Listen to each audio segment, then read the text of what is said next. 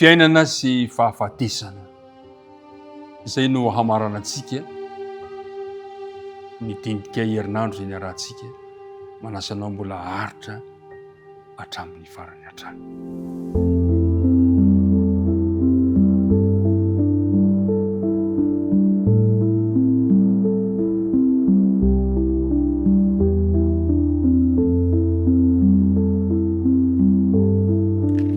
Zoma fa sy 9 volana janoary sahatsika izao.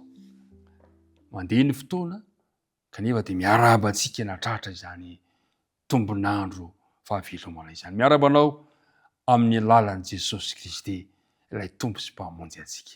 Ny fahasoavany any ao aminao ary ny fiadanany anjaka ao aminao sy ny hankohonanao. Dia ry araka hivavaka isika raha nomboka izao dinika izao. Tompo tsara indrindro, misaotranao izahay no ny fitantananao ny fiainan'ny tsirairay avy. Nomenao anay ny alina mangina, na fanay natory, na dia atao nandeha namaky lohasariky ny fahafatesana azy izahay, dia tsy natahotra ny loza fa ianao no miaro anay. Dia nifoazinao indray natratra ty marina ity, misaotra indrindra Andriamanitra ankehitriny ary raha andinika ny teninao izahay, mangataka anao mba hanala ny ilanilana misy aminay sy aminao, mamindrafo aminay tompo ary mamelany ilokay. Ary aoka kosa ny fanena masina no ampitoerinao ty anatinay, hitarika anay eo amin'ny marina rehetra. Ny vavaka tonona sy angatananara Jesosy. Amen. Fiainana sy fahafatesana. Manoloana ny fahafatesana dia retsika matetika le hoe maherezy fiainana daholo zany. Diso zany fomba fiteny zany. Diso zany. Tadio tsara. Fa mifanohitra amin'ny fiainana, fahavalon'ny fiainana ny fahafatesana. Tsy nohariana niaraka tamin'ny fahafatesana ny fiainantsika olombelona. Tsy nohariana niaraka tamin'ny fahafatesana ny fiainantsika. Kanefa na izany na tsy izany aza, dia tiana milaza fa fohy ny fiainana. Ary satria fohy ny fiainantsika 70 taona ary 80 taona raha tahiny mateza aza, misy ny mahazo tombotsoa mihoatra an'izany. Noho izany tena zava-dehibe ry mpiara-midinika namana, ny ilifosantsika mafy indrindra fampandrosoana ny fanjakan'Andriamanitra amin'ny fotoana izay mbola omen'Andriamanitra antsika. Fohy ny fotoana. Ararotina. Hoy ty mpanoratra anankiray amin'ilay boky manao hoe vavolombelona mahery. Hoy izy hoe, toa nikarantsana tao an-tsofiny, avy teo amin'ny toerana fanapahan-doha sy avy tao an-tranomaizina, avy tao amin'ny kodiarana fampijaliana, avy tany andavatany sy avy tany andavabato, ny antsom-pandresen'ny martiora. Reny ny kristiana manambara ampahamendrena sy amikasahiana ny finoany na dia ampijaliana sy nampahoriana sy nafoy aza. Ka dia sany laza hoe fantatro izay inoko. Zay le andininy nataony tadidiny.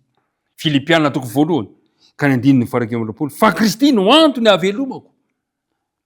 Ary ny fahafatesana no azahoako tombony. Betsaka ireo martiora zay namono ainy nohony amin'i Jesosy.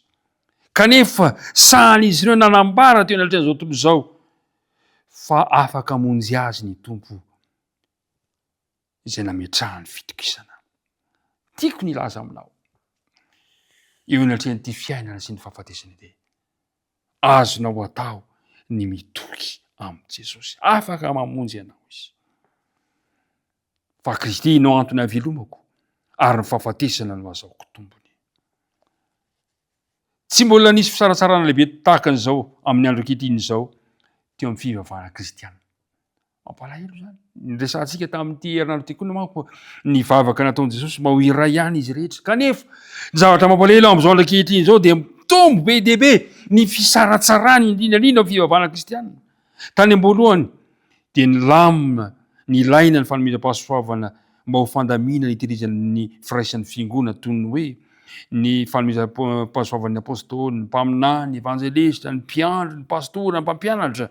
Natao izy ireny mba hamerenana amin'ny laony ny firaisan'ny fiangonana. Ny firaisana mantsy eo amin'ny fiangonana amin'ny andro farany no nikendren'Andriamanitra. ary omena toky isika fa hita mazava tsara ny mason'ny mpitily rehefa mampody ay izay nonona tao ziona Jehovah araka ny voalaza ao amin'ny bokon'ny Isaia mpaminany toko 2 ka ny 9 avy ny andro averina amin'ny laony ho tonga amin'ny firaisana